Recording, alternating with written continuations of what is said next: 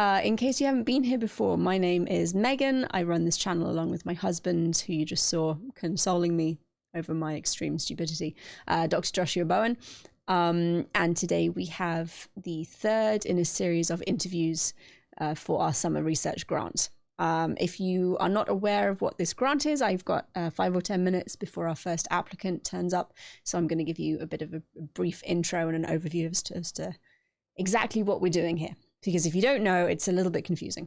Josh and I both spent an awful lot of time in graduate school, and we know that money is tight and that the benefits to graduating as soon as you possibly can are high.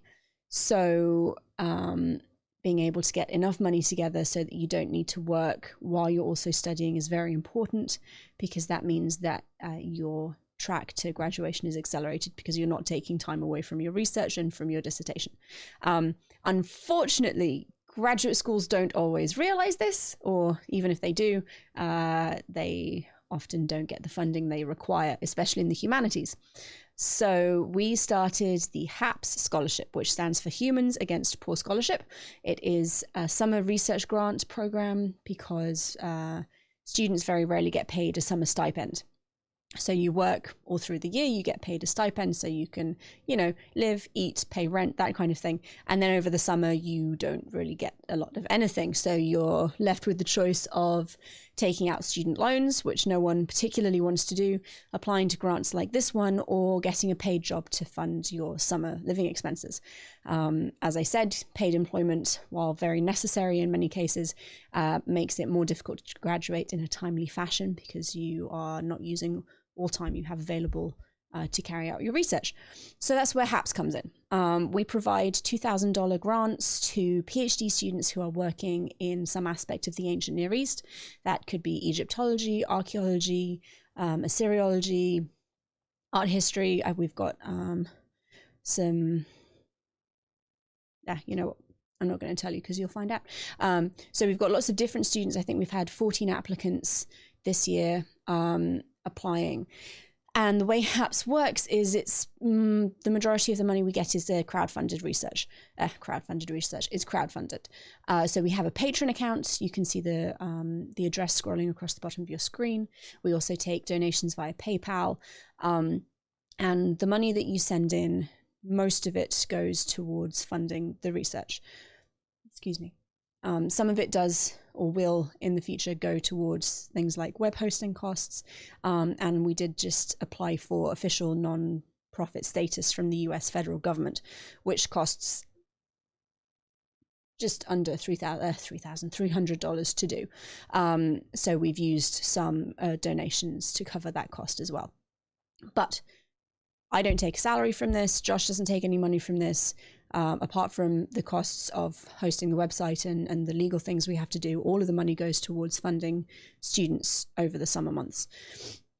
So everybody who donates to HAPS gets the opportunity to vote for the research they would most like to see funded, which is why we hold public interviews, because we think it's very important that the people who donate, but also just interested non-specialists, get the opportunity to interact with researchers, with grad students who are carrying out some really fascinating research projects, so that you can ask your questions, you can see how the research process works, and it also gives the graduate students a chance to explain their research to people who maybe don't have a background in their own speciality, which is not something that you're really taught to do as a grad student. You spend most of your time talking to, if you're an Egyptologist, talking to other Egyptologists, and you have this kind of common knowledge base that you share.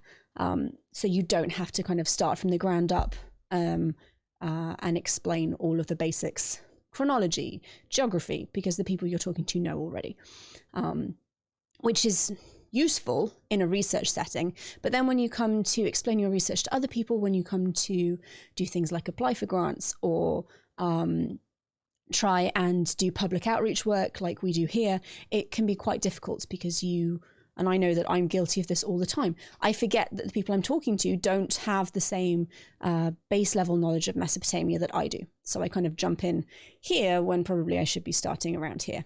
So the interview process gives students a chance to just kind of practice that skill. and interact with people who are enthusiastic about research but do not have the opportunity to carry it out themselves. So that's how it works. If you are interested in donating, the donation links are running across the bottom of your screen. You can go, if you want to do a one-time donation, you can do that via PayPal. If you want to do a recurring donation, you can do that via Patreon. Either way, you will get the opportunity to vote on the research you'd like to see funded. That will happen. So we have interviews today, we have interviews next Saturday, and then 2 the following Sunday, which takes us to, just check, the 26th of April. Following that final interview, I'm going to be sending out voting links to everybody who has donated in this last year. So from August 2019 through to now, we will be sending out links to all of those people who have donated so that you will get a chance to vote. It's going to be a quick voting window because we're a little bit later this year than we would like to be, and I want to be able to notify students that they are actually going to get funding so they can finalize their summer plans. So we have 3 students today. This promises to be another round of excellent interviews. If you haven't watched any of these interviews, please go back and take a look at the other 2. We've had 6 candidates so far, mostly archaeologists, and they've all been fascinating. And there is a playlist on our channel for HAPS 2020. If you just search it, you'll find them. Watch through the research, see what exciting things people are doing. And today we have Brianna Jackson, who is from the Institute of Fine Arts in New York. We have Jay Caballero, who's from the University of Texas at Austin, and Louisa Ossorio da Silva, who is from the University of Chicago. And I'm very excited, and actually Brianna is here, so I'm going to bring her in and that over. Okay, we have Brianna, and hopefully everyone can hear me, and everyone will be able to hear Brianna. Could you just say something so I can make sure that we have audio on the other end? Josh. I can hear you. No one else can. Sorry, try again.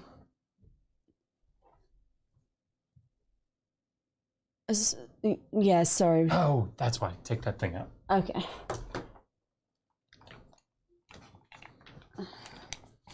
Sorry. That's exactly why.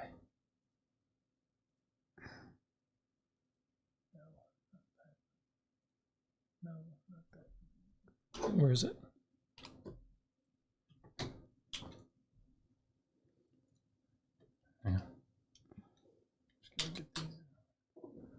There. Now try. Okay. Sorry, let's give that another try. No, I can't hear anything. I am so sorry about this, Brianna.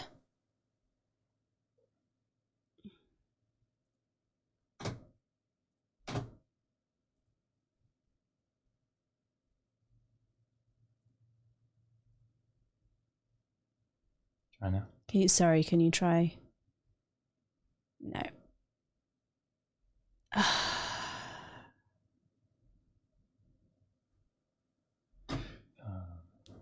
Hold on.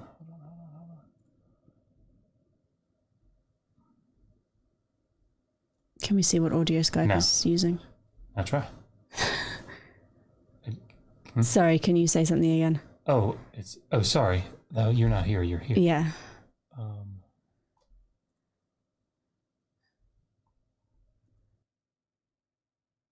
On speakers.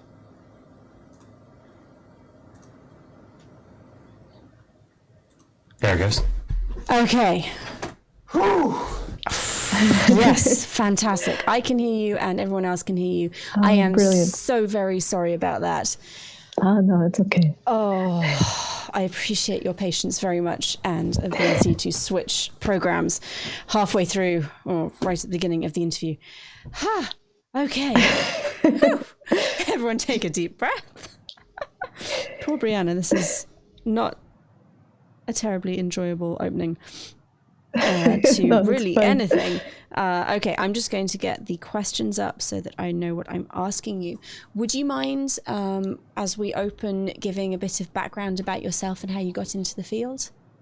Oh, sure. Well, I it wasn't my intention to go into Egyptology, which is the field I'm in currently. And I actually went to undergrad to become a veterinarian. Really? Yeah. But then I fell in love with French literature, so I went into French.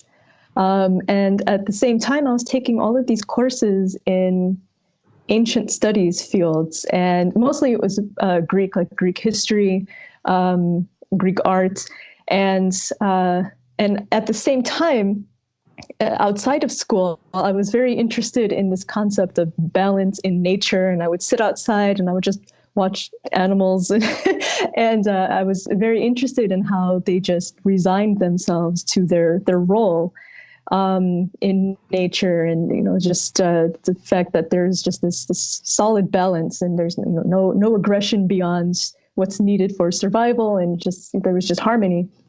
And so one of the classes that I was taking as an elective outside of the French major was ancient Near Eastern and ancient Egyptian literature. And so during this class, this was in the fall of 2008. In October, the professor asked the class, "Why is nature just?"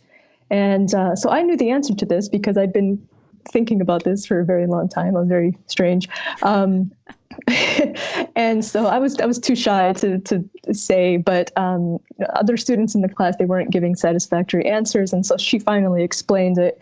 And it was the exact same thing that I had come to understand. And she said that the ancient Egyptians had one word for this concept. And, it took me 5 minutes just to tell you what the concept is. And so they had one word for it, and that word is Ma'at. And this is the feather of truth that some people might be familiar with, those of you who are listening.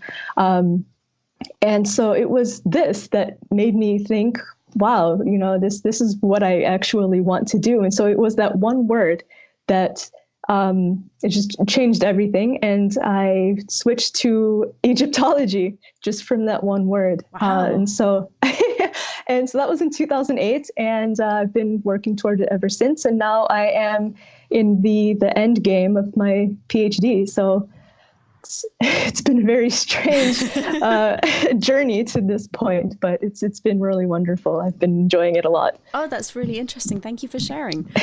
So you've said that you're an Egyptologist. What specifically are you researching for your dissertation? I'm studying the Amarna period, and the Amarna period is this very specific 20-year period, give or take a few years. It depends on how people define Amarna period. And this was primarily the reign of the king named Akhenaten. Originally, his name was Amenhotep, but he changed his name to Akhenaten. And the people who are listening, you might be familiar with him as if you've seen shows on the Discovery Channel or the History Channel or BBC or something like this. He is known by many as, or believed to be, the first monotheistic king, or the first monotheist in general in the whole world. And so I'm studying his reign and his theology that he created, and this god named Aten that he elevated above all other gods, and possibly to the exclusion of all other gods, if you want to agree that he was a monotheist. I don't, but it was a very interesting time, and that's what I'm focusing on now. Just his theology of the Aten, and how this theology was spread throughout Egypt, and across the social strata. Fantastic. So, having gone over the focus of your dissertation, what are your current summer plans for this year? Well, I'm actually working on finishing writing it. I did all of the research last year. I spent 6 months in Egypt, which was awesome. And I was collecting all of the data. And so now I'm finishing up, and I have 3 more chapters that I'm writing, and I'm hoping to graduate in September, but because of the current situation in the world, I might have to push it back until a few months, because it's kind of difficult to get the committee together and right. So, but I'm intending to finish, and so my summer plans are to be at home here writing feverishly to meet that deadline. And normally I work during the summer, but right now it's not possible. So this would be nice. Useful, yes. No, I can imagine. What are the chapters that you're working on going to be? So the two that I've completed are about Nubia, which is modern day Sudan, the temples that were built there.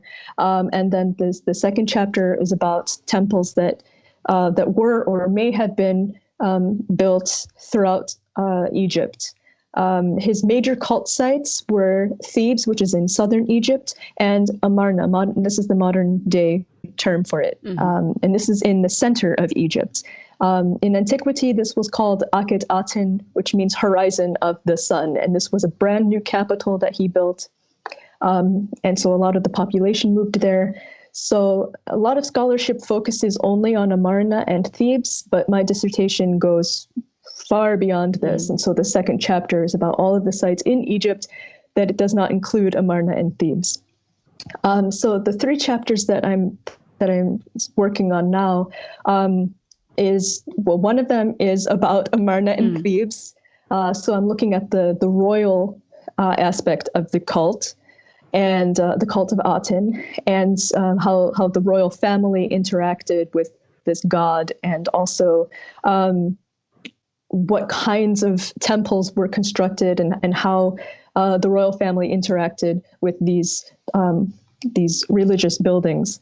And the final two chapters are about private cults, because a lot of scholars would argue that the non-royal people, if they followed this new religion, they did so reluctantly, or some just completely rejected the religion altogether. But I've found the opposite to be true so far in what I've been collecting, the data that I've been collecting. And so these last two chapters will cover the non-royal private cults in the traditional religion, and then it will go into private cults during the new religion, and how the non-royal people may have interacted with the cults directly, not just through the king and queen as intermediaries, but how they worshipped the Aten directly, and how they incorporated this new theology in their personal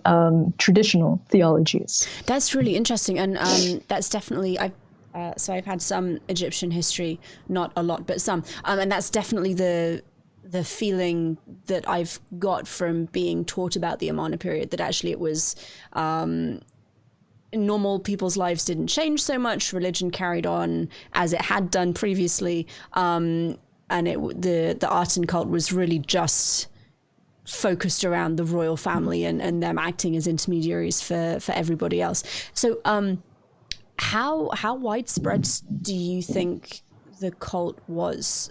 You mentioned lots of other cities. Did all of these cities have shrines or temples to the Aten? So I'm looking at texts and also the archaeology. And so according to the texts, there were several temples in the Delta region in northern Egypt, and on the border of Sinai. And there were there may have been temples in this city called Akhmim. This is the modern day term for it, modern day name. And this is in southern Egypt. And nearby, there may have been a chapel or something like this dedicated to the Aten in Abydos, which is also in southern Egypt. And that was the religious center for the god Osiris, the god of the dead. So for Akhmim and for Abydos, these were archaeological contexts. These were not confirmed textually. But the possibility is there because there are some texts on these blocks called talatat that were found there. And these talatat blocks were very specific sized blocks used only in the Amarna period. And they were portable. One person at a time could carry them. You didn't need a whole team of people to carry a block. So there are a lot of these that you find throughout Egypt. And so some of them that were found in Abydos have the names of temples inscribed on them.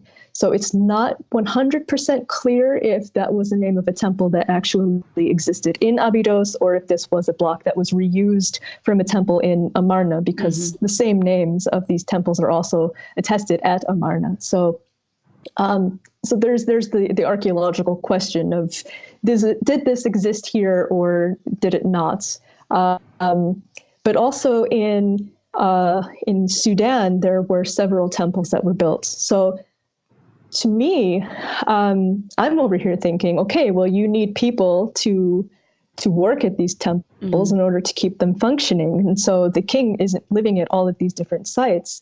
And so the people that were living at these sites, for instance, there's a site in Sudan, Sesibi, which was a fortress town. It was a mining town, and there were 2 temples dedicated to the Aten there. And these continued to function throughout the reign, and so they needed to be staffed. And so I see this as the non-royal individuals actually participating in the cult willingly. So to me, this says that the religion was widespread and not just at the royal level, but at the whole level of society. What kinds of evidence do you have for like a private cult of the Aten? Well, one of the most wonderful objects that were found,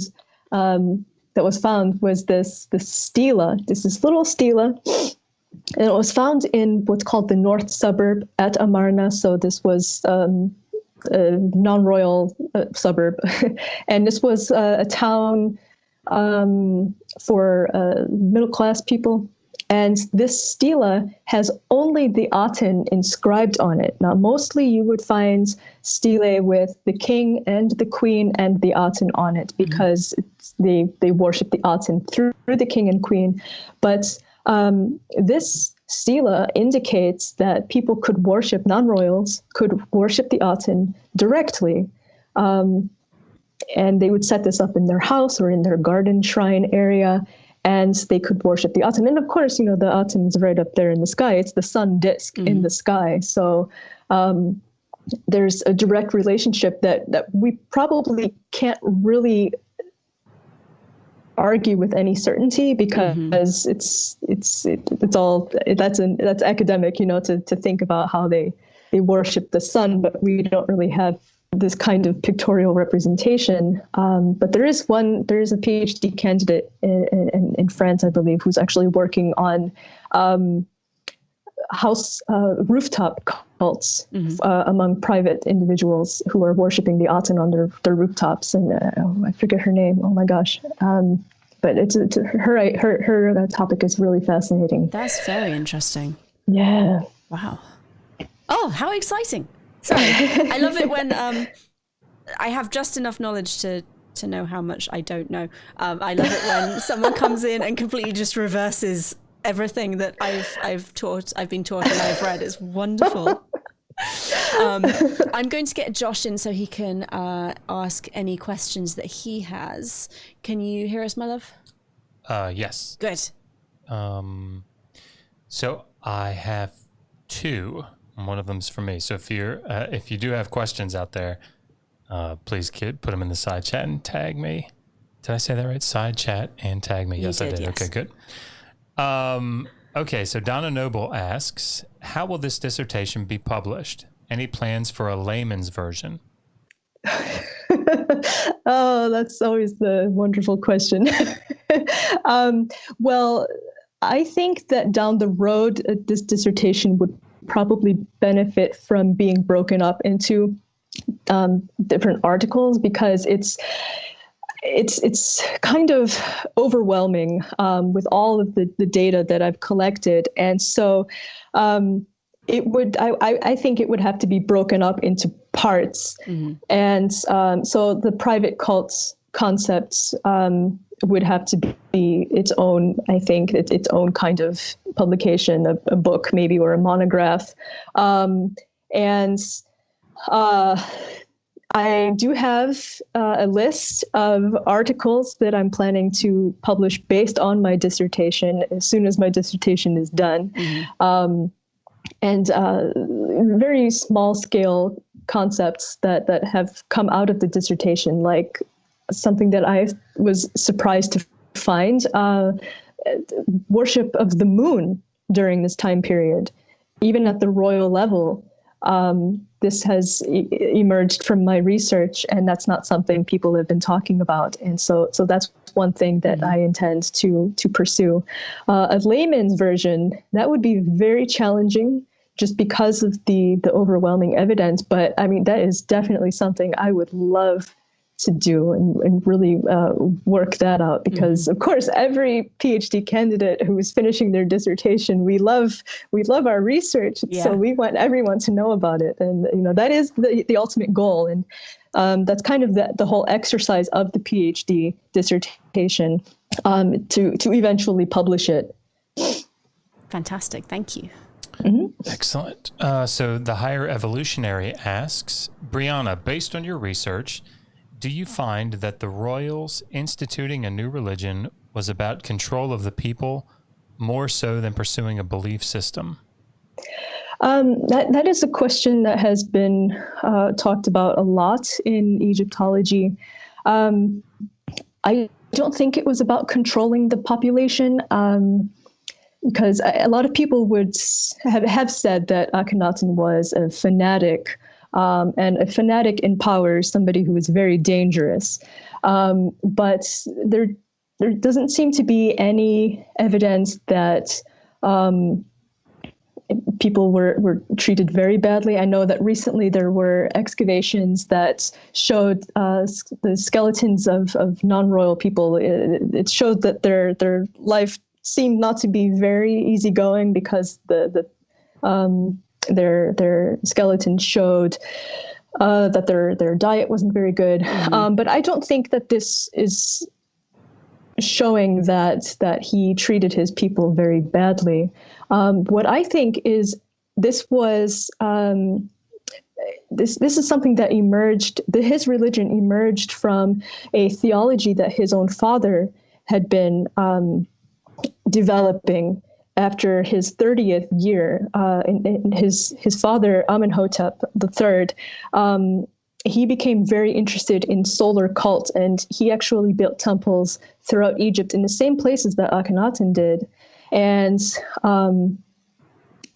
he elevated himself, he deified himself. And so there was a very strong focus on solar cult. And I think that Akhenaten took this to the next level, and that he just had this theological idea. Now, there has been an argument that perhaps this was a means to re-legitimize kingship, because the Amun cult that Akhenaten erased from Egypt, this became very personal among the non-royals. So there was this degree of mystery that started to be missing in this old religion, in the traditional religion. Mm-hmm. And so it was kind of like the common people were being elevated a little too much, in terms of the relationship between the people and the god, because the king is supposed to have a very special relationship with the god. And so developing a new theology, it created more mystery. And that was Akhenaten's whole idea. He knew the religion. And so this was a way that, in this way, it strengthened the kingship that may have been I don't know, that it may have been showing some kind of weakness because of the growing universalism of the Amun cult, but at the same time, the Aten cult was universal as well, but in a slightly different way. Interesting, thank you. So Miss Jessa asks, didn't some cultures think that you weren't allowed to look at royalty directly? Could that be inspired by the fact that we can't look at the sun? Oh, wow, that's a really interesting idea. Well, actually, the ancient Egyptians could look at the king directly. I mean, this seems to be clear in the art, because there would be rewards that were given by the king. They did have to bow down to him, of course, but they could look at him. But for a solar cult, I mean, of course, you don't want to look at the sun directly. But for solar cults, it was a very, I mean, there was a personal relationship with the sun. So I don't know if that idea would apply to ancient Egyptian religion, but it's a really interesting idea. No, I never thought of it that way. Lawrence asks, why do most articles imply that Amarna was really the only place the cult flourished? I wasn't aware of the extent you suggest. No, I wasn't either. Exactly. This is why I'm writing this dissertation. Yeah, I mean, it focuses generally only on Amarna, but it started in Thebes. Actually, it might have started in Nubia, in Sudan. But there are articles that have gone into evidence found at Memphis, which is in the Delta, at Heliopolis in the Delta. Some books have had very cursory surveys of stuff that was found throughout Egypt, but nobody has synthesized everything. So this is really the first broad view of the Aten cults. And that's kind of what has made this a little problematic. Whenever I tell my fellow Egyptologists what I'm doing, they give me this look of, and then this look like they don't approve. And they ask me, well, isn't that really broad? And I say, yeah, it is. It's a lot of material to look at. It's very broad material. But if you only look at a small section of the material, you're not getting the complete picture. And I didn't expect it to be this big. And when I started out, I was just like, oh, maybe there's a site over here and a site over there. And then I found all of these things. I was just like, oh my God, this is so much. And that's what's so frustrating, that nobody talks about all of it at the same time. And you have to really know what's going on, I think. No, I that's certainly the impression I've had from just reading just very general books about the Amarna period. It's the site of Amarna, it's the king and the queen, and it's the Amarna letters. I mean, that's kind of, those are the things that we have. And it's really, really interesting to hear that there is so much material. That's amazing. So I had a question, and I have to admit, when I'm monitoring the chat, I don't catch everything that everybody says. So I don't think you answered this, so I'm going to ask it. But if you did, I apologize. So do you think that Akhenaten practiced monolatry or henotheism, if not monotheism, or something else? I was leaning towards henotheism, and that was my original dissertation topic, but it was denied. I was advised against writing it so that it wouldn't kill my career before I had one. Why? Why would that kill your career? It's a little out there, but I won't go into how complicated the idea was. It is something that I would love to pursue down the road when I'm established, I think, when it's safer. but I was actually leaning toward henotheism because, and my number one evidence that I go to for this is this line in the hymn to the Aten. This was the main the hymn that pretty much explained the religion. And you only find it in private tombs, by the way, only in private tombs. And this line is, sole God, the only God, beside whom there is none. Now, most people would say that this means that it's monotheism, but it's only saying that there's no God next to the Aten. It doesn't say that there aren't any gods below the Aten. Yeah. And so I think there's a bit of a hierarchy. And this, I think, is also made clear that because the god Re, the sun god Re, or Ra, is still in the religion. And the name Ra is actually part of the name of the Aten.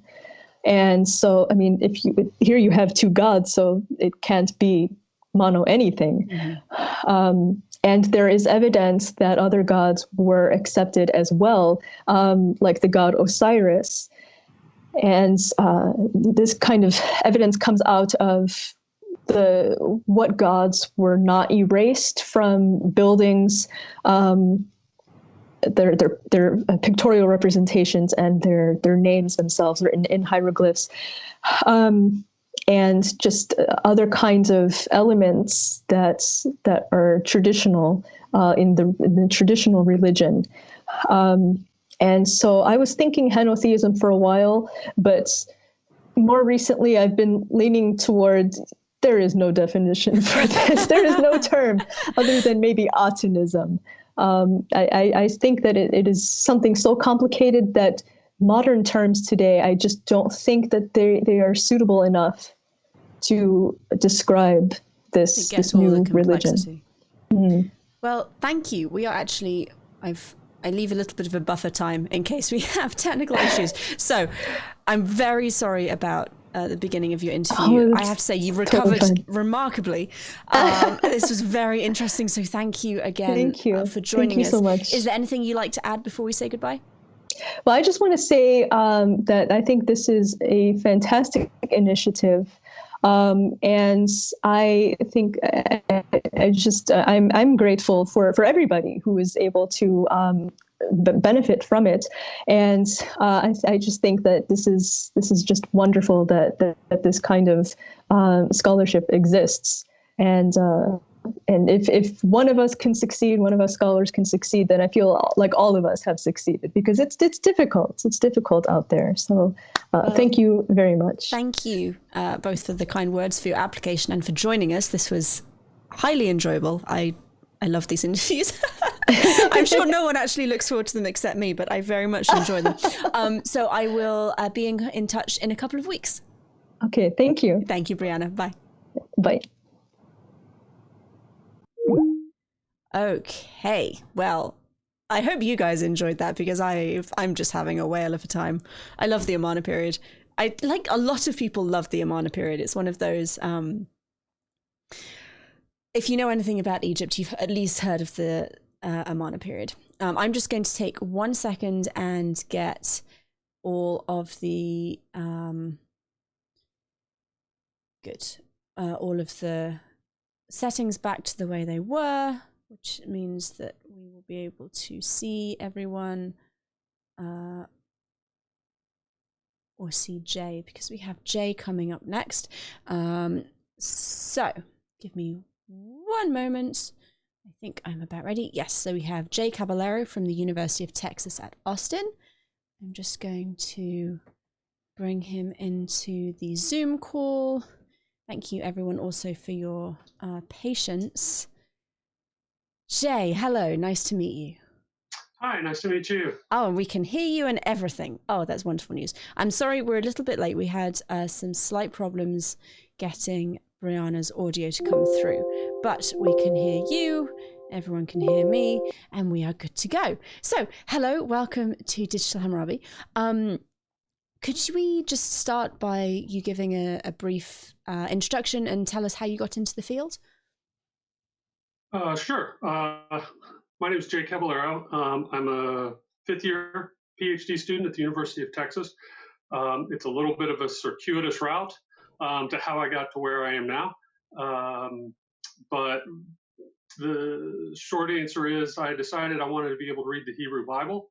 And so I started taking classes at a seminary that offered a sort of an extension near me, and got hooked on it, and that was it, and eventually transitioned from previous career to now PhD student. And here you are.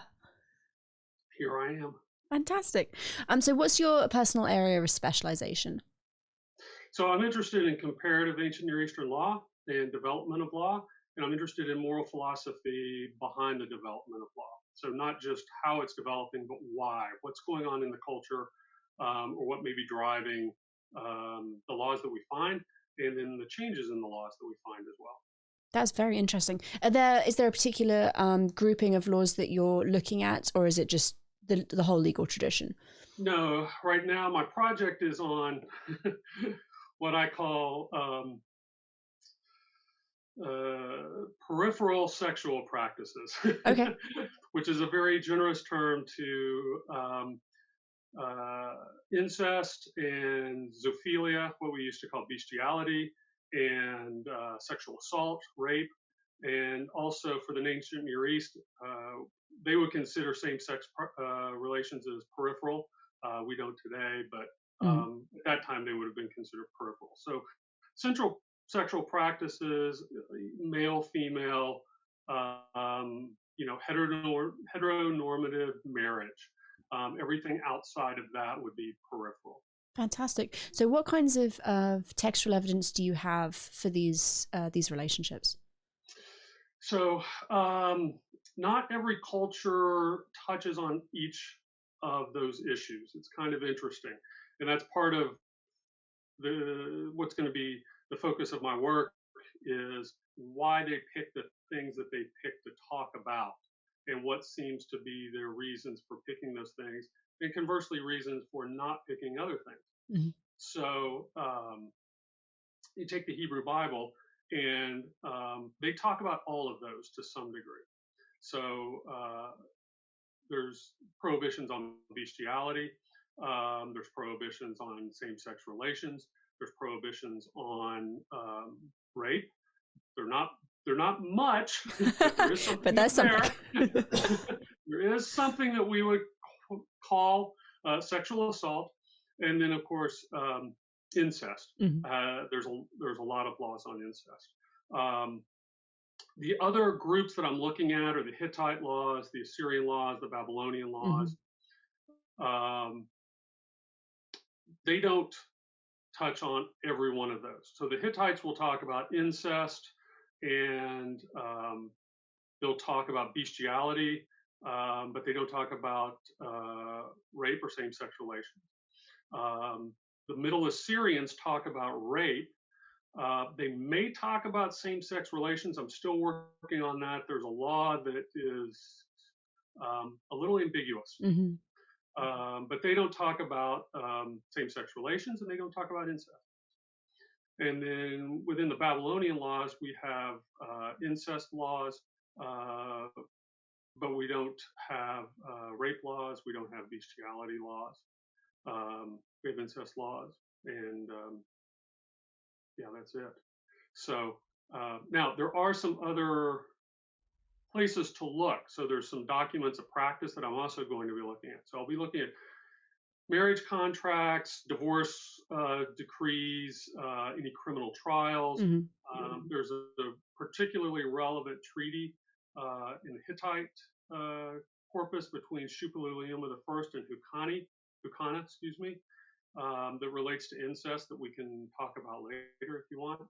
And so I'll look at those also and consider those primary documents for my work, because they are interpretations of the law, or their enforcement of law, or they're trying to tell us what the law is or should be. Mm-hmm.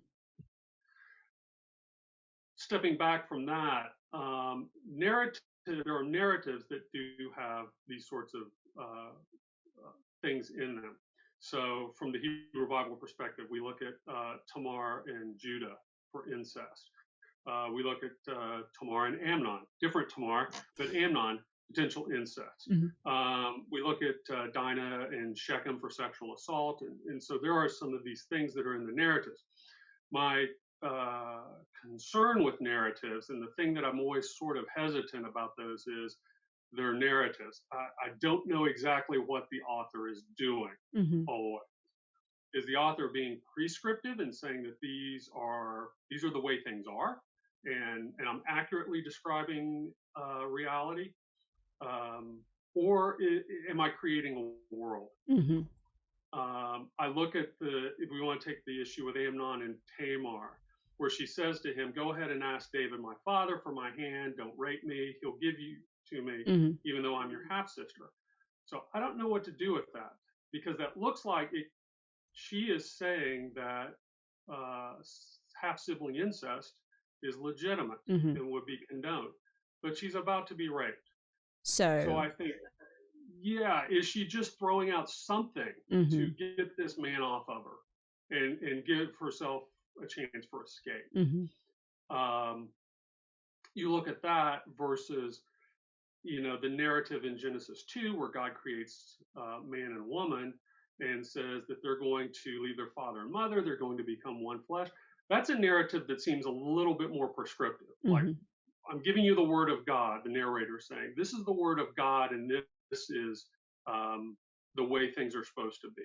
That's a little bit different narrative. And so narratives are funny because you have to treat them very carefully, trying to discern, if it's at all possible, what the author was trying to convey as just story, and what is he trying to convey as this is law that is being given to you under the guise of narrative.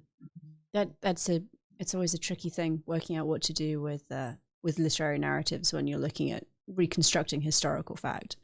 Are there any maybe broad similarities across all of the cultures that you're looking at, or maybe striking differences? So yeah, my working hypothesis for a lot of this stuff, especially for incest and also for bestiality, is it seems to be that the Hittites and the Hebrews are concerned. They see this sort of behavior as impacting the purity of the people. That there's some sort of pollutant or contagion that is associated with these practices. In both cases, interestingly, it seems to be the case that they're worried about the people, or in the Hittite case, the king, coming in contact with the deity in this unclean state. And they're both concerned with the effects of the pollutants, or what I think are pollutants, on the land and how the people's relationship to the land. So in Leviticus, it says, bracketing the sexual laws in Leviticus 18, it talks about you don't do these things like the peoples around you, so that the land doesn't vomit you out. One of the incest laws in the Hittite laws says that you can't have sexual relations with a woman and her sister in the same country, but you can if they're in different countries.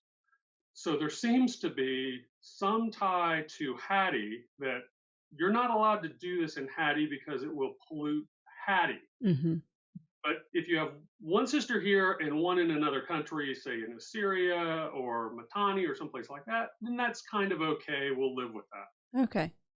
So that's not a great deal of evidence, but it is something that seems to indicate the Hittites are concerned with their land being polluted, similarly to how the Hebrews would be. The Babylonians and the Assyrians don't seem to care about that at all. It all seems to be very pragmatic for them, and why they're doing what they're doing.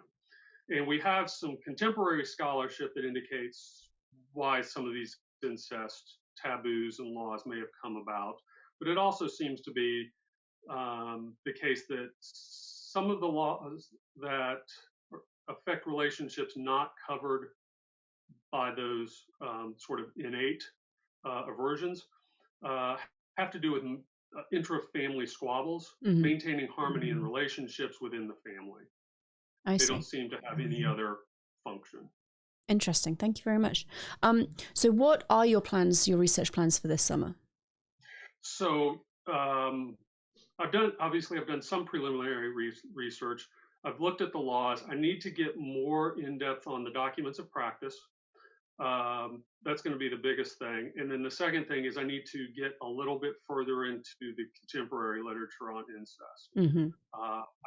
I've gotten into that to a significant degree, but I want to look at a few things more on that. And so, again, this is part of a bigger project. And so this summer will be about tightening down this material in a way to help me start to launch off into the other material as well. But this incest, interestingly, is the most fertile ground across the cultures. And so that's why I wanted to start with it, because I think it gives me the best launching pad to deal in the things that they would consider minor, we don't consider minor. There's nothing minor about sexual assault, bestiality, and things like that, but they seem to be less concerned. No, that makes sense. Starting from a relatively common ground, so you can move forward productively. I am going to unmute Josh because he's been taking questions from the audience. Audience, if you do have questions for Jay, please put them in the side chat, tag us at Digital Hammurabi, so we make sure we see them, and we will ask him your questions. Josh. Hey Jay, how are you? How are you doing? Doing well. So I have a question, but I'm going to save it till everybody else's is done, because that would be unfair of me to just take over. So Miss Jessa asks, where would we find laws closest to what we now consider laws of a just society? Where would laws of a just society? Boy, that's a interesting question. Certainly, each of these societies would consider their laws to have been just. Yep. In many ways that we consider our own. In fact, I'm sure you both know, Megan and Josh, that's written into the prologue of Hammurabi. Yep. You're supposed to be able to come and look at this big stone, and even if you can't read it, you know that a just king rules here, and that you will receive justice when you appear before the courts. And so, in a way, looking at each of these, to some degree, will give you a sense of at least that culture's notion of justice, in the same way that looking at ours does as well. And interestingly, there's, at least from what we can tell at a distance, there seem to be in flux too. So they seem to understand that justice is not a once-for-all thing. So several of the laws in the Hittite laws that pertain to incest seem to be late additions, and so they seem to be adding groups that they don't want to have sexual congress with one another. Similarly, in the Hebrew Bible, obviously we have several sets of laws, and the laws in Leviticus, the holiness laws, are the most developed on this particular issue. The covenant code doesn't say a thing about incest. It's the shortest code, so that seems to make sense. In fact, it only has one law that pertains to any sort of sexual action. The Deuteronomic laws have a few, but it's in the holiness code that we see this really developed. And so it seems to be that all of the cultures, like ours, recognize that you never actually reach a fully just society. You're always striving to do better in different ways. And so what I would say is I would encourage people to look at all of these laws and see how they thought about justice, and consider our own laws and how we think about justice, and really a lot of the similarities. We tend to focus on the dissimilarities. We look at some of what we pejoratively call unevolved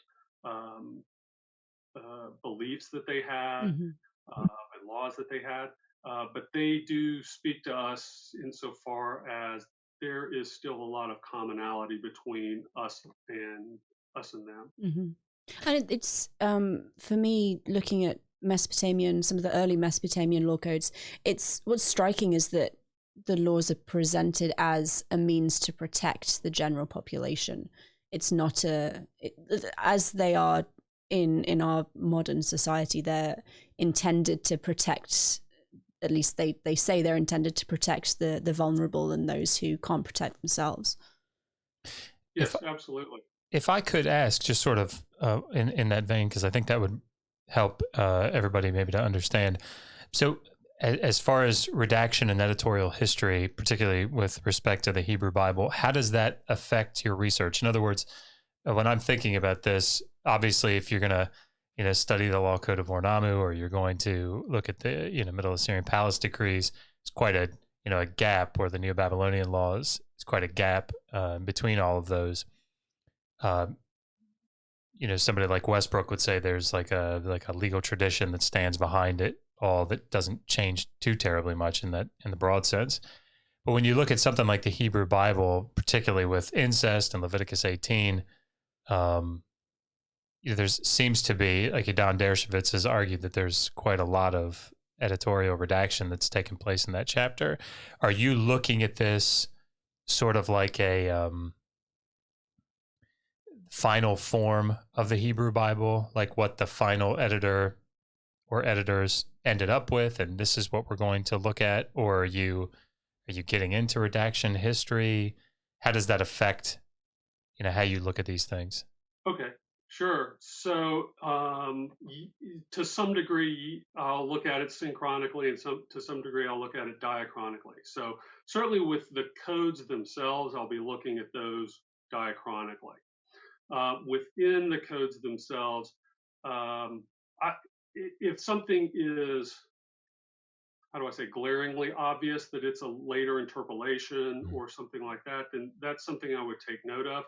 However, for anything that is still being debated of whether or not this is a later addition or redaction, or is this an insertion or something like that, those I will probably take synchronically, since there is not a consensus on those things. Mm-hmm. And I know that is probably anathema to especially those who follow the European tradition, but I follow more of the American-Israeli tradition as far as that. So I still talk about non-P as J and E, and so that'll be the approach that I take. Gotcha. Sorry, I didn't mean to put you on the spot. I was really interested. Okay, so another nice, easy one. Chip asks, what is your viewpoint on biblical law and homosexuality? Great question. So with respect to the Old Testament, my supervisor, in fact, Bruce Wells, has just published an article on Leviticus in this issue, in which he argues that the prohibitions on same-sex conduct are really just sort of a catch-all that are relevant to incest. Insofar as the lawgiver is saying, I've told you all these male-female relationships that you can't have, and that the incest prohibition is really just a catch-all that says, and it applies to all the male relationships as well. I see. So it should be grouped with the incest laws rather than specifically laws about homosexuality. Correct. That it's not its own category, that it's actually just it's not just all the females you're related to you can't have sex with, it's all the males as well. Mm-hmm. Okay. That works for one of the chapters of Leviticus. The other chapter of Leviticus that has this stuff, it's not as close to the incest laws. There are some intervening laws, like having sexual relations with a menstruating woman, and maybe one or two others. So it's a little bit more separate. And so that poses a little bit more trouble because it's not embedded like it is in the other chapter. Mm-hmm. So at this point, I am still, I'm entertaining Bruce's notion, I'm still not convinced yet that he has tied that up. Mm-hmm. If you go, since you said biblical law, I'm only going to talk about the Old Testament. If you go to the New Testament, I think there's a less ambiguous perspective. Thank you very much. I'm excited that you're working with Bruce Wells. I really, I really like him. Oh my! Yeah, it was wonderful that he came to UT when he did. Yeah. Okay, so a little off topic. Miss Jessa asks, are any laws about carrying weapons known? Any laws about carrying weapons?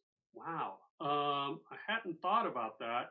So my primary area is Hebrew Bible. And really,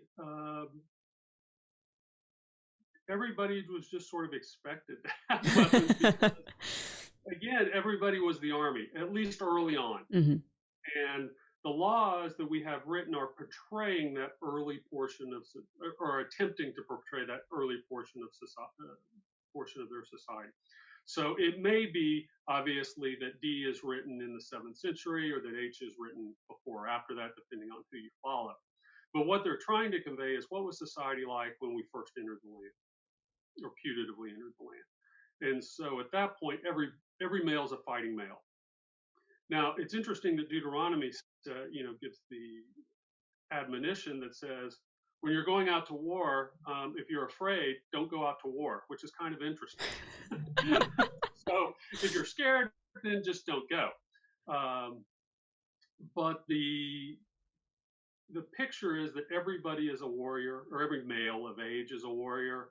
And since there's not a standing army, and consequently there wouldn't be a royal administration to provide arms, you were pretty much expected to have your own and bring your own.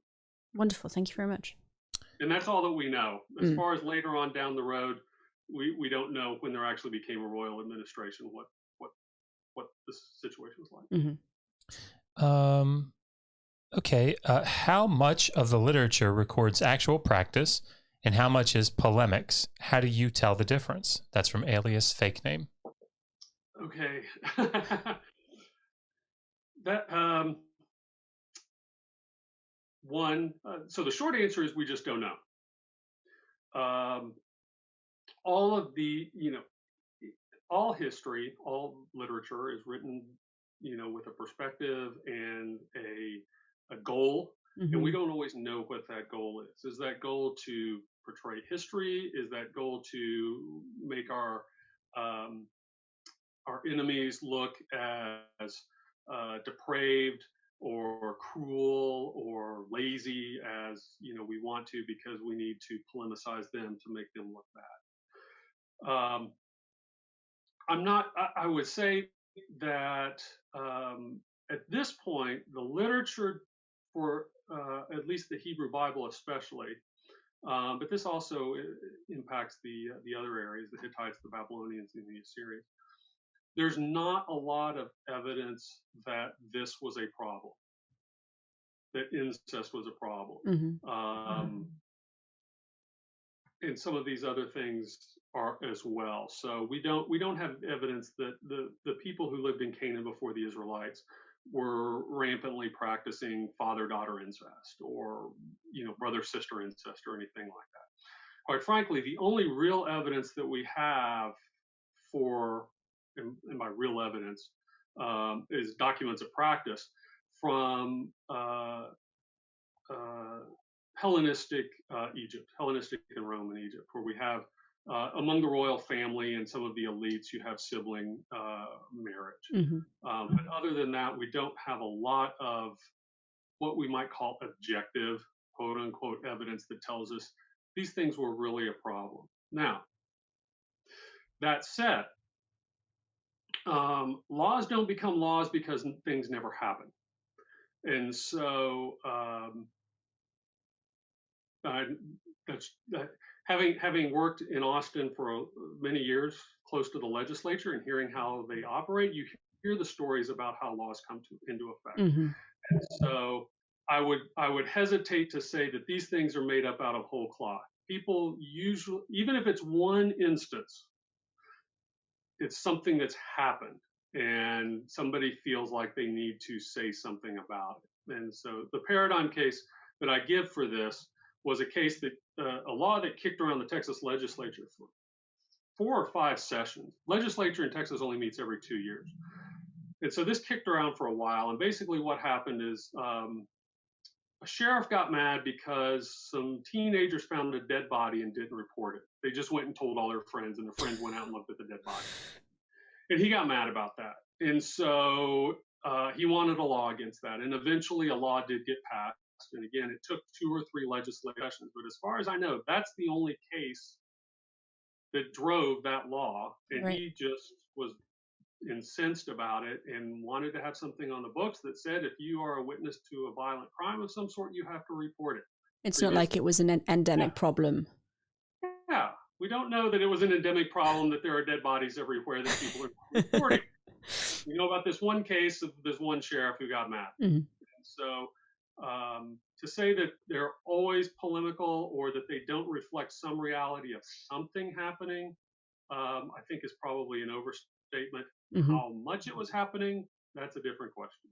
I know that when I was in the Air Force, I worked out on the flight line, and there was a really big antenna that was part of the fuselage, actually part of the skin of the aircraft, and you could sit on it, like it was big enough that you could sit on it. And when you were changing out the antenna, there was a big warning in the instructions. It said, "Do not transmit while sitting on the antenna." And it's because there was a case when somebody decided, I'm going to sit on this antenna while someone's transmitting. So probably the only time that ever happened. Right. We, unfortunately, everyone, we're going to have to cut it short. I know there are some more questions. Hopefully, if Jay is successful, he will come back and answer those questions another time. But we do need to move on to our next guest. Jay, thank you so much for coming on. Thank you for Jay. your patience. Thank you so much. This was very interesting. Is there anything that you want to add before we say goodbye? No, I think we've covered it all. Wonderful. Well, thank you. We'll be in touch soon. Thanks so much. Bye. Bye-bye. Okay. Oh, yep. Haha. I know I've said it like 8 million times. I'm really enjoying this. We have one more person to talk to. We have Louisa from University of Chicago, who is another Egyptologist. So I am going to let her in so that we can finish up interviews for today. And we have Louisa. Hello, Louisa. Can you hear me? Yes, hi. Hi, and we can hear you. Wonderful. Okay. We had slight problems. The very first person we could not hear at all. So I'm very relieved we can hear you. Thank you for joining us. Could you start, please, by just giving us a brief overview of how you got into the field? Sure. So I'm currently a second-year PhD student in the Near Eastern Languages and Civilizations Department at the University of Chicago. And so I'm actually from Brazil, and I did my undergrad at Brown University. And so this is a bit of a funny story, but let me know if I get off topic. No, go for it. But studying Egyptian archaeology in Brazil is a bit unconventional. Mm-hmm. So when I decided to do my undergrad abroad, that was never really a consideration, but I had always really loved Egypt, and the Mummy movies definitely had a part to play in that, I think. But then I got to Brown and I took this amazing Egyptian archaeology class my first semester. And right then I knew that that's what I wanted to do. But it was still such an absurd situation in my head that when I decided to tell my parents, I emailed them instead of actually calling them on FaceTime or something, because I was like, oh my God, they will not like this. But thankfully, they've been very supportive, and I've been doing it ever since. So. That's fantastic. We've actually had a couple of applications from people who, like you, are from Central South America, and there doesn't seem to be the infrastructure there for the study of these regions that there is in Northern America. So what's your particular area of specialization? So like I said, I do Egyptian archaeology, and I'm still in my second year, so I'm still thinking more broadly about what I want to focus on. But broadly speaking, I've mostly looked at royal legitimacy and monumentality, and I'm also really interested in materials and meanings of materials in the ancient world. So for example, my undergraduate thesis focused on the meaning of mud brick in the construction of royal palaces, because that had always been a question in my head, because kings in Egypt are considered gods. But in Egyptological studies, mud brick is usually considered just this kind of mundane counterpart to stone. And that had always really bothered me personally, because if Egyptian kings are gods, then why do they live in mundane houses? So I started looking at the palaces themselves, and it just kind of became a much bigger project about mud brick itself. And it's really fascinating. And I think the reason why we don't consider it as important as we do stone is because it just survives much less in the record. But I found a lot of evidence that it actually does have a cosmological meaning in Egypt as well, and it seems to have been related to life cycles more so than stone, because stone is the Egyptians had two timelines kind of, so one was more cyclical and the other one was more linear. So it seems like, in my interpretation at least, they use these different materials to build monuments that kind of fit in both of these timelines for specific reasons. So for example, if the Egyptian king lives in a palace during life, the palace would have been more suited to that if it was built of brick, because it's a more cyclical material. Because it degenerates and needs renewing and yeah. Interesting. Do you get, sorry, this is slight tangent, do you get temples built of mud brick, or do they tend more to be stone? We do, and that's partly why that interpretation had never really satisfied me, because starting in the Middle Kingdom, we do get a lot of the main temples built in stone. But way back in the 3rd dynasty of Egypt, we get our first major building built of stone, Djoser's Step Pyramid. And major royal monuments before then had been built of bricks. So I think scholars have kind of taken that technological advancement to mean that every building meant for religious or eternal purposes had to be built out of stone. But we do get a lot of temples built out of brick, and I don't think there's any room to argue that those were any less divine than the stone temples, for example. So yeah, we do. And in stone temples, we get brick annexes usually, so storage facilities and stuff like that. So it's clear that the two materials are being used kind of not interchangeably, but they are complementary, to add to one another. Yeah, exactly. That's interesting. Oh, thank you. It's really fun. Yeah. I get very caught up in this, and I'm like, I just want to talk about mud brick for the next 40 minutes, but we probably shouldn't do that. So what are your current summer plans for research? So initially I had applied for this scholarship to work in Jordan. I think you had a friend of mine, Dan Plekov, on here a couple of weeks ago. Yeah. So we worked together in the Petra Terraces archaeological project. But it doesn't seem, so I'm an Egyptian archaeologist, but I really love working in Petra, and that I want that to be some sort of subspecialty of mine. And the project, he talked to you about it already, so I don't want to rehash too much, but it aligns with my own interests in Egypt in many ways. But it doesn't look like we'll be going this summer. We're hoping to go maybe later in the year. So it looks like over the summer I will be working on projects relating to Egypt mostly, so publishing a couple of articles that I'm happy to speak about, and also trying to figure out what exactly I want to write about in my dissertation. Which is one of the most difficult questions I think I had to come up with. And I was very lucky because my advisors called me into their office and basically said, "What do you think of this?" And I said, "That could work. Let's do that." Oh, that's so nice. I was very lucky. I think they didn't really know what to do with me. So I'm glad they had an idea of something I could do. So yes, I would love to hear about your publication projects, if you wouldn't mind. Yeah, so I just finished my MA. Chicago has the built-in MA as you're working towards your PhD. And that's also kind of tied to royal legitimacy and monumentality.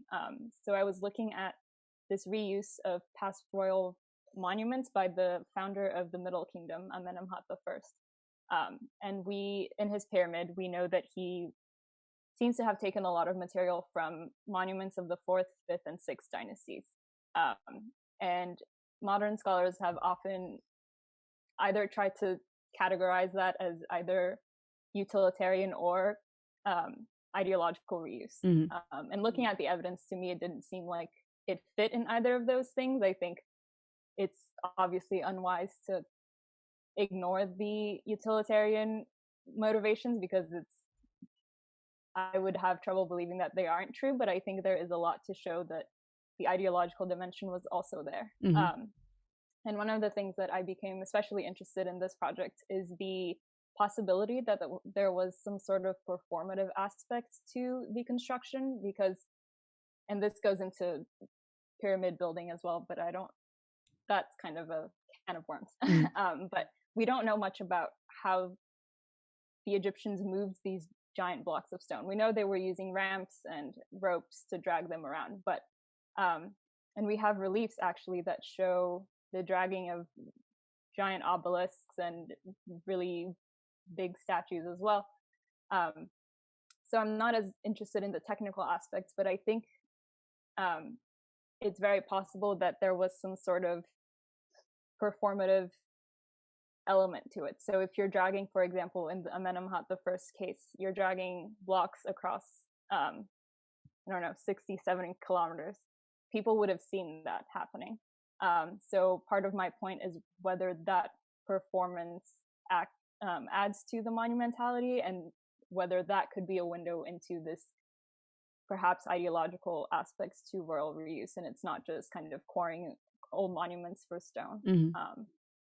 So that's one thing. And I know that this has been looked at in other cultures, but I don't think in Egypt as much. So for example, I'm sure you know about this, but Sennacherib has these amazing reliefs where he's moving blocks, I believe, and there's also other evidence from Mesopotamia, and then there's a lot from Inca sources, for example, and from the Roman world as well. So I think trying to look at these different practices and the motivations and how people reacted to them could be really productive in applying that to Egypt, which as far as I know, hasn't really been done. Interesting. So Thank you. that's one thing. Yeah. Just to remind the audience, if you have a question for Louisa, please put it in the side chat. Tag Josh at Digital Hammurabi, and we will get to those before we finish up. Thank you. Sorry. So that's the one publication project. What else are you working on? So I'm also working on a couple of other articles. One is tied to the thesis I was talking about earlier, and just looking at how other scholars from who focus on other regions have focused on mud brick, and trying to argue for a need to reevaluate the material cross-culturally and to not just consider it, again, this mundane, insignificant counterpart to stone. And then the other thing that I think probably going to focus on is the dissertation aspect, because I have an idea of what I want to do, but it seems somewhat insane. I'm sure it will seem somewhat insane to you. But I'm really interested in tying together both the rural legitimacy part of my interest and the monumentality, and trying to think of Egyptian kingship as a monument itself, which sounds a bit out there, I think. That's interesting, though. Yeah, but what I mean by that is trying to kind of disentangle the real and ideal aspect of kingship, because you'll know this, of course, but a lot of what we get from Egypt and other areas is a lot of elite rhetoric and elite art and elite monuments. So we don't have as much of a window into how private people reacted to these things very often. And I think from Egypt, we have a lot more than we might from other places, and we still really don't know what was going on. So I think I want to try and figure out if there's a way to get at how Egyptian kingship actually might have affected regular people, which hasn't really been done as far as I know. Egyptologists have looked at how private religion might have differed from formal cultic practices, for example, and that has been very productive. So I think trying to get at this question would be extremely valuable. And I have a few ideas of how, like, different case studies I might use, but I think this summer I'll try to really focus on what types of evidence I might be able to use. What case studies are you thinking of for that? So I think looking at town planning might be really helpful, because we have this idea that a lot of Egyptian towns were planned, and they had major fortresses in the Sudan, for example, that we know were just kind of plans that were effectively stamped on the landscape. But with recent fieldwork, there has been a lot of evidence that these plans were often modified, of course, because if you're living in a place, you're going to change it to suit your needs. And so I think town planning could be useful, but that's a very top-down perspective. So I need to think of a way, if possible, I don't know how possible this is, to look at it from as much as possible from the actual perspective of regular people. Another case study that's possible, but again, it's a bit top down. So if anyone has any ideas about the bottom up perspective, I'm all ears, would be to look at kings of the beginning of the New Kingdom, the 18th dynasty, because they come after a period of great instability, and they have to really fight to establish their legitimacy again. And we get different models of legitimacy at that time, and kings really they become much more like warrior like kings, and they're really just trying to secure their foothold in Egypt and then expand it. So I think that could also, looking at sources both from the royal and private perspectives with that question in mind, in that period might be helpful too. But for the bottom up question, and I don't know if this is possible in Egypt because I'm not familiar enough with the archaeology. Is it possible to look at both the town planning, but then how specific buildings were changed and adapted over time based on the needs of the people who use them? So you've got like the original, this is how it's going to be, but then the kind of the lived experience to contrast with that. Yeah, and that has been done at a few sites. For example, some of the workmen's villages in Giza, where we know the workmen who were building the pyramids lived. There is a lot of evidence that a lot of them started really planned out, and just there are different types of neighborhoods even. So some houses are bigger and it's clear that they're for officials, and then some houses are smaller, so for the workmen, or barrack-like constructions. And it's clear from those plans over time that they're clearly modifying the space and adding, for example, facilities to make their own food. So I think that could be very productive. It's a matter of finding out if that actually has the potential to answer the question, I think. Yeah, but I'm really excited about it. So I think if I can just sit for 3 months and read. Yeah, read and think and come of it. Yeah. No, it's important. And if you're not allowed to leave your apartment, it's the perfect time to do it. Exactly. So just to talk a little bit about what you had intended on doing the Petra excavation, the terraces. Can I ask, what is it particularly about Petra that you're drawn to? Sure. So I think, so I worked very closely with the director of the project, Pat Brown, and when he said Petra, I said, wow, please. Hi, I'm here. Exactly. And then when I got there, that summer, actually, I had also dug in Brazil at a site in the Amazon, and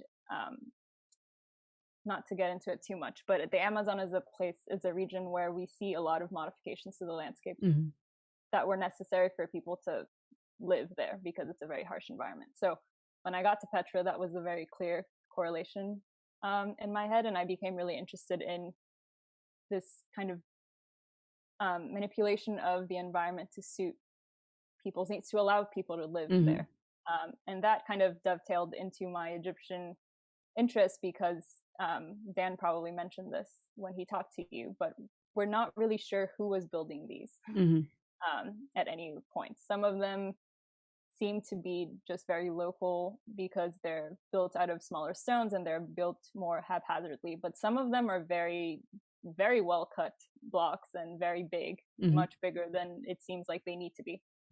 So that to me was extremely stimulating in terms of thinking about, again, kind of top-down applications versus bottom-up, and who is actually manipulating the environment, why they are manipulating the environment. Are the terraces really just kind of functional, or are they more of an architectural monument in a way? Were they meant to be conspicuous?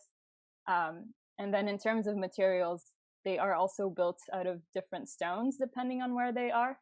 So I think that hasn't been looked at very closely. I don't think so. This summer, one of my plans was to kind of document systematically which types of stones are being used where. And then to see if that can also help us to understand how they're interacting with the landscape, and then if that might be a window into seeing who is interacting with the landscape, and how they're moving these things and why they're picking certain types of stone, whether they're better cut or whatnot. So yeah, that's interesting. I hope you can get it back out there before the end of the year and I love it, and do that work, because that does sound fascinating. I am going to unmute Josh so he can bring in any questions that we've had from the audience. I know there have been a couple. So Josh, hello. Hi, Louisa. How are you?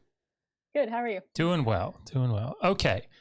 So Chip asks, how would you compare your field work in Petra to South America? Oh, good question. Well, they're both very hot for one thing, and that's definitely not what you're wondering. But one thing I found very interesting in comparison, because I did one and then I went to the other, was how in South America we have to really deal a lot with bioturbation. So for example, we have a lot of like very moist soil that destroys things much more quickly than they're destroyed in more arid environments such as Jordan. And so I think the level of preservation of the archaeological materials is something to keep in mind, definitely, if you're depending on where you're planning to excavate.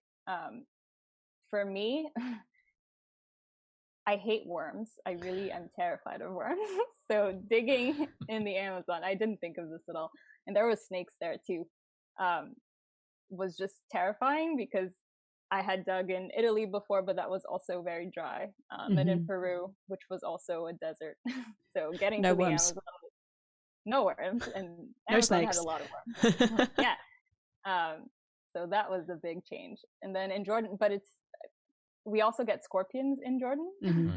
So I think, to me, it kind of brought to the fore the difficulties that people would have had living in these different places, because if it's hard for us to excavate, coming in with all of this equipment and just really much more, well, not more suited to the environment, because they definitely knew what they were doing. But I think digging in different places definitely has made me realize that, I don't know, I think humans are really, really cool, and they really we're pretty resilient, amazingly. So yeah, I mean, I am an Egyptian archaeologist who actually hasn't dug in Egypt, sadly, yet. We were supposed to go last year and permits were a mess. But I think digging in different places has given me much more of a cross appreciation for cross-cultural work, and just the realization that people all over the world have been doing amazing things for thousands of years. So yeah, it's really a good great. answer. I think as well, one of the things that, thinking about like the physical experience of excavation, it's not something that you necessarily think about so much if you're just talking about archaeology and like looking at ground plans and excavation reports, and then you get out there and you're like, this is really, really hot. It's so hot, and I have to be here for the next like 6 hours, and then I have to get up and do it again tomorrow. It's really like, it is labor intensive, hard work. The first week is brutal, and then I find that after that, I think I'm just kind of numb to the experience, and then I get used to it. But it always takes a while to get back in, I think. Sorry, Josh, Karen. No.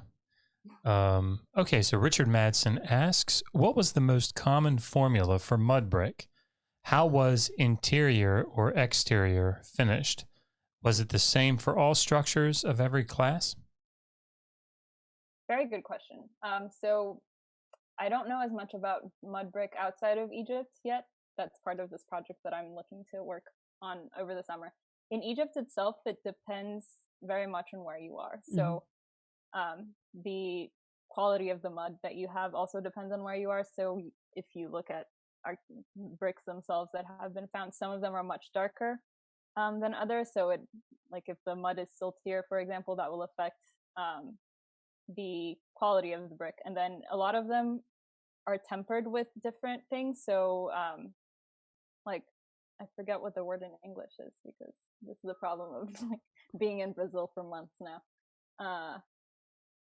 Like organic materials are added pretty frequently. Like straw and yes, thank you. Yeah. And in terms of whether different types of brick are used for different structures, this is not consistent whatsoever, but some royal buildings seem to have bigger bricks than others, but a lot of these structures are often reused by regular people too, so I don't think we can say consistently that there was a type of brick that was used in a type of structure and not in the other. In terms of recipes for brick, it's possible that they affected, for example, bricks are said to have thermal properties that might be helpful or make living more comfortable in houses, for example. So that might also affect that a bit, but Egyptologists seem to argue about whether bricks actually made houses more comfortable in terms of thermal feeling in the winter and the summer. So unclear, but yeah. It's interesting. In Syria, when I excavated there, we had, most of the compound was made out of concrete. But there was a mud brick room, and it was specifically designed, or it was specifically made out of mud brick to keep it cooler while we were there. And of course, concrete and mud brick can be different, but yeah, that's what I've heard about dig houses too in Egypt. People say that they're built out of brick and that they're freezing in the winter.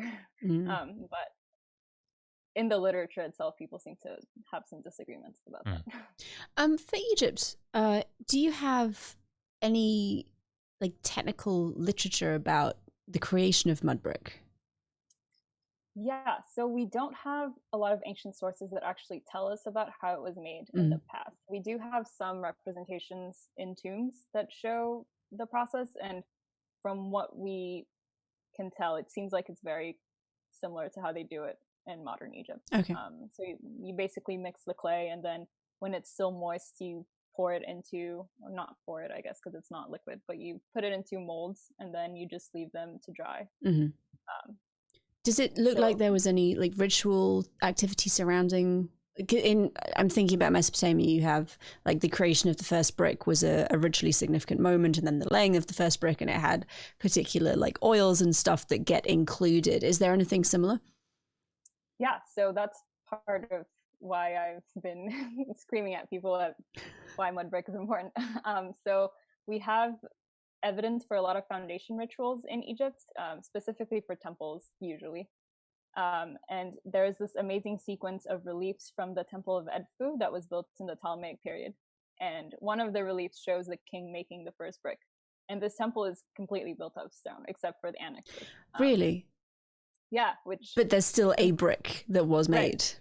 Interesting. You still need a brick to build the stone temple and the religious sacred structures. So to me, that really indicates that, again, brick is it's important. Did that stone temple have someone that I don't know, operated it? Maybe you would call them a pilot, maybe more than one. Sorry, that was terrible. Okay. No, I got there were no stone temple pilots back then. Okay. No, unfortunately. There's a tone of voice he has, and he starts talking, and I think, oh, we're in for a joke. Yeah, I mean, it's being very kind. I appreciate that, you giving me that. All right. Moving on. Did any town or city layout of roadways purposefully create and design? I think that's a design. Oh, a design that would be viewed from quote unquote heaven. Oh, interesting question again. Makes me think of the Nazca lines. Anyway, so in Egypt itself, there has been a lot of speculation about kind of cosmologically oriented designs of architecture and urban spaces. I think the most interesting site to think about things like that is maybe Amarna. And there has been a lot of talk that, for example, Akhenaten had boundary stelae around the city at several different points, and people have thought that those were supposed to represent rays of the sun. I personally don't buy that, but in terms of interesting layouts of roads. We know that he laid what was called the Great Royal Road that connected his palace to basically everything else in the city. So it seems like it was just this huge arena for daily performances of kingship, essentially, and he would just kind of go down this royal road and perform the things that kings do, I guess. So he would talk to officials and he would go down to the temples. In terms of looking up from the sky, I mean, people have speculated about alignments of the pyramids as well, but I personally don't buy those. Thank you. Yeah. And finally, last question, and we will let you get on with your Saturday. From the High Evolutionary, did the rarity of building materials impact the significance of the structure? It seems like stone would not be terribly rare, but it had value because people transport it. Come on. Are you going to sit with me? Hello. No. Are you getting down? Okay. I'm going to just mute myself because he's going to talk. So great question. In terms of the value of stone based on how difficult it might have been to get. Yeah. So would more difficult I think the question is saying that stone doesn't seem like it's terribly rare, but it had value because of the effort it required to transport it from quarries. Yeah, so it would have definitely been harder to get than brick, for sure. And that's one of the reasons why people have argued, specifically for the case of Amenemhat I, that it is mostly a utilitarian reuse, because if he was kind of running out of time to build his pyramid, it might have been easier to just kind of essentially get blocks that were already cut from previous monuments than go off and quarry and then bring it to the pyramid. But sorry, I lost my train of thought completely. Don't worry, I do it all the time. Yeah, no, so I mean, there is a question of that, definitely, but wow, no, I really lost it. But thinking about the like the rarity value of, like, mud brick is not rare, but still very important. I remembered. Sorry. No, don't worry. Wow, Go for it. Out of it. No, so yeah, definitely. So that's one thing. But then we think that in Egypt, they did associate stone with more religious significance. And so, for example, we have texts that seem to associate that building material on the mountain, not the mountains, but the cliff sides along the Nile with eternity and with the cosmological creation, because they thought that the world was, well, one of the creation stories is that the world was created when the kind of the waters of creation flowed away, and then there was a mound. And some people think that that was an earth mound, and then they also had this type of stone called the Ben stone, which we think was an obelisk that might symbolize this mound. So I think the difficulty of attaining stone is a factor that adds to its value, definitely, but we know that they usually could get it pretty easily, or at least that they found it worth investing in that. But it does seem like the material had a lot more inherent value to them as well. Fantastic. Thank you so much. We are all done, everybody. Thank you all for your questions. Louisa, thank you so much for joining us. Thank you so much. Do you have anything you want to add before we say goodbye? Just really to thank you. I think this is an amazing initiative that you two have started. So, well, we're honestly incredibly lucky that so many people are interested in contributing, both from an applicant standpoint and a donor standpoint. So, and actually, while we're on the subject, if you would like to donate to HAPS, everybody, we've got the links running across the bottom of the screen right there. So go for it. Your money goes to a very, very, very good cause. So thank you again, Louisa. I'll be in touch in a couple of weeks. Nice to meet you. You too. Bye. Bye. And we switch that back so you don't have two Megans on your screen. We are done for today. Thank you very much for joining us. This was, as ever, fascinating, wonderful guests, wonderful questions. We have 2 more rounds of interviews. Applications are now closed. Do not send me an application because it will not be considered. We have more interviews, 3 more interviews next Saturday, and then 2 more interviews next Sunday, not tomorrow, the following Sunday. And then following that, we'll have the voting process, so every donor can vote for the research they would most like to see funded. Thank you all for your patience. I know that getting started was a little tricky. I will edit the video so that we have less waiting around. But thank you. Have a wonderful Saturday. And until next time, resist poor scholarship. Always ask, how do you know that?